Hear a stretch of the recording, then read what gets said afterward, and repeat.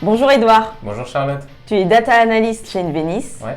Tu traites la donnée de nos clients depuis plusieurs années et les études montrent qu'encore 60% du temps des data analysts est consacré à de la data préparation.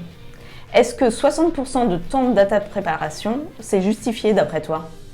Alors, dans un premier temps, déjà, la data, c'est le terreau de l'analyse de données.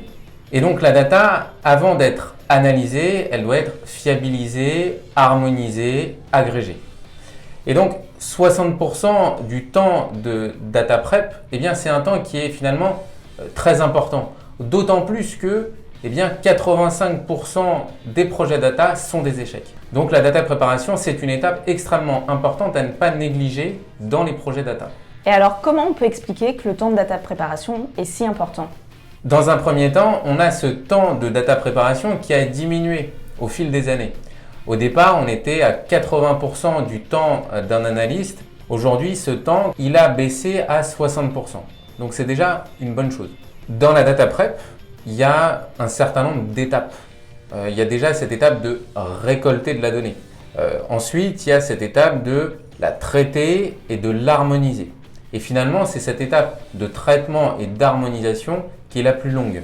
On a de plus en plus de données qu'on récolte sur des sites internet via des applications. Donc, en fait, le volume depuis les dernières années a augmenté de façon exponentielle. Il faut en face mettre en place des infrastructures pour déjà pouvoir supporter cette augmentation du volume de données.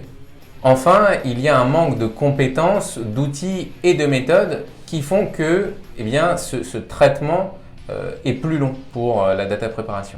Et alors, Edouard, quels sont tes conseils pour améliorer la qualité des données? Eh bien, Charlotte, déjà, dans la data prep, il y a quelques principes de base. Le premier principe de base, ça va être d'aligner les ressources, les process et les outils pour répondre aux enjeux de la data quality. Enfin, le deuxième principe, c'est justement le choix des outils. C'est important d'avoir un outil qui puisse se connecter à différentes bases de données, parce qu'on a souvent dans les cas d'usage qu'on traite des données qui sont silotées. Il faut qu'on ait un outil qui puisse absorber ces différentes sources de données.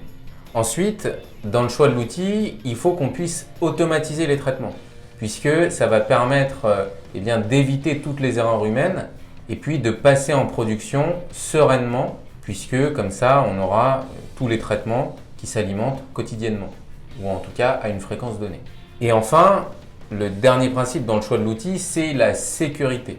Et en fait, pour finir, la data quality, elle est présente dans toutes les étapes d'un projet data et elle est évolutive dans le temps. Merci Edouard pour ces conseils très utiles. Merci Charlotte. On se retrouve très bientôt pour de nouveaux épisodes avec de nouveaux conseils. À bientôt.